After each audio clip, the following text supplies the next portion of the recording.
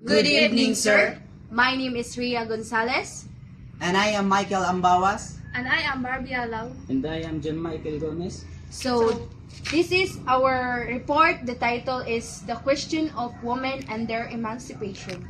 So, women and their emancipation, it refers to the process through which women gain equal rights, opportunities, and status in society, freeing them from traditional rules and limitations that have historically oppressed them. So, emancipation means liberation or freedom, especially from legal, social, or political restriction in the context of women. An example of women and their emancipation is legal rights, educational access, social freedom, political participation, economic independence, freedom from violence and discrimination. The first one is example is legal rights. The legal rights like the right to vote, own property, or receive equal pay. And the second one is educational access, ensuring girls and women have the same opportunities as boys, men, and education. A social freedom, challenging and changing gender stereotypes and expectations. And the fourth, political participation, allowing women to hold leadership positions and influence decisions. And the fifth, economic independence, supporting women's access to jobs, entrepreneurship, and financial resources. And the last one, freedom from violence and discrimination, protecting women from domestic abuse, harassment, and institutional biases. The second one is feminist ethical theory. So what is feminist ethical theory? So feminist ethical theory is a branch of ethics that focuses on how traditional moral theories have often overlooked or marginalized women's experiences, values, and perspectives. It aims to revise, critique, or expand ethical theories to better reflect the lived realities of all genders, especially women. The example of the feminist ethical theory. Critique or traditional ethics, it challenges male-centered moral theories, like those by Kant or Aristotle, that often prioritize rules, justice, or abstract reasoning over care, relationship, and emotion. Ethics of care. One major contribution is the ethics of care proposed by theorists like Carol Gilligan, which values empathy, compassion, and interpersonal relationship and essential to ethical decision making. Number 3, intersectionality. Feminist ethics also recognize how to gender interact with race, class, sexuality, and other social identities to shape moral experiences and responsibilities. The fourth one is opposition to oppression. It promotes the idea that ethics should help dismantle system of oppression like sexism, racism, and economic inequality.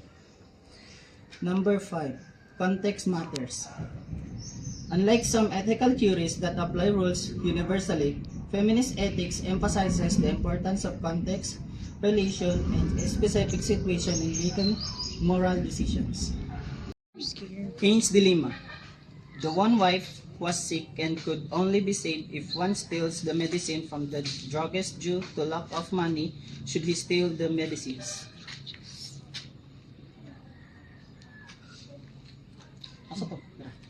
Ethics of care.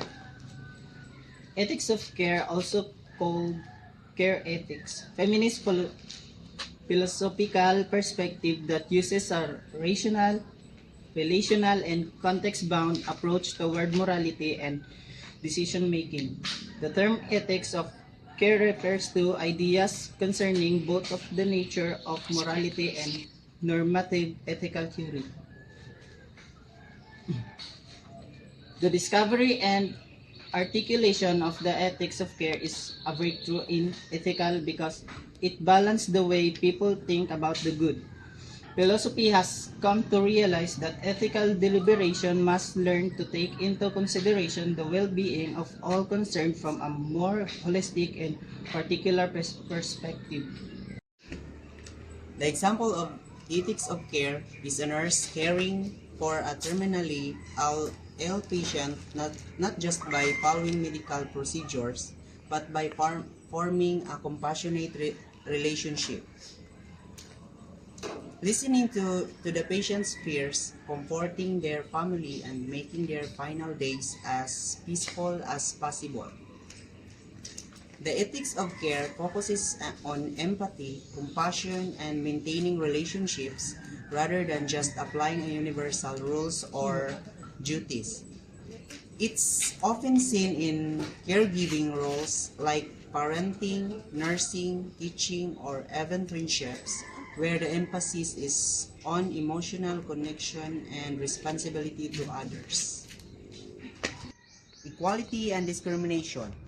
According to the 2017 National Demographic and Health Survey conducted by the Philippine Statistics Authority, 1 in 4 Filipino women aged 15 to 49 has experienced physical, emotional, or sexual violence by their husband or partner.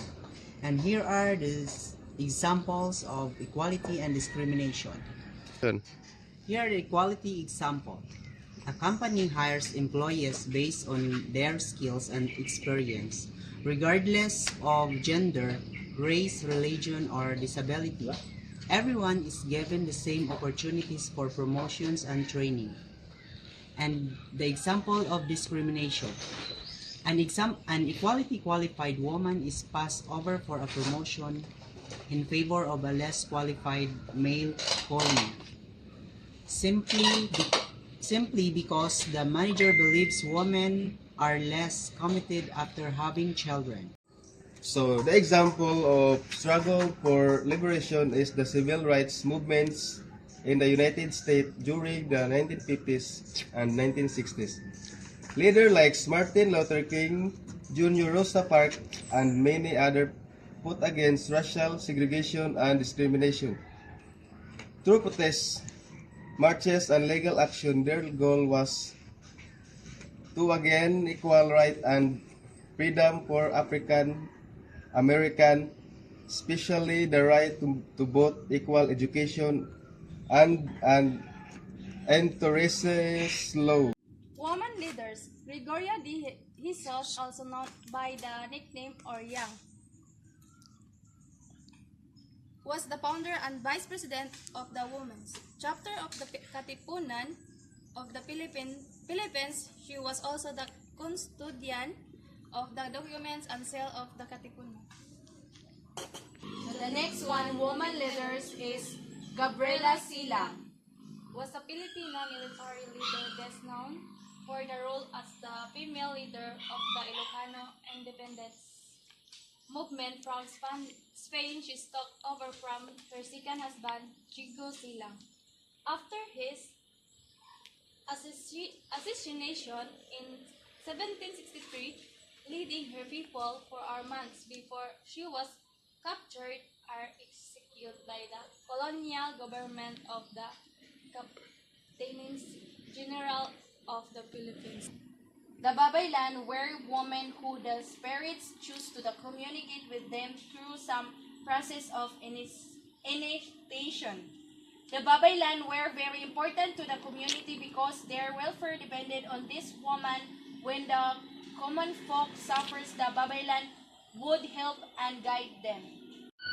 Women should not be discriminated against. In most societies, women bear the responsibility of child rearing and are the first persons to introduce children into the ways of their civilizations. They also raise children while earning a livelihood in modern societies. We depend on women in order to run a household, especially in ensuring the well-being of all from nutrition to health. Conclusion. Feminist ethics demands an opening of our perspective about the meaning of being human in a way that does not discriminate against but celebrates the different possibilities of womanhood. This is an essential task because the appreciation of women necessarily mean the appreciation of man as well. We often think that men benefit from the appreciation of women because of the fact that they get more respected jobs.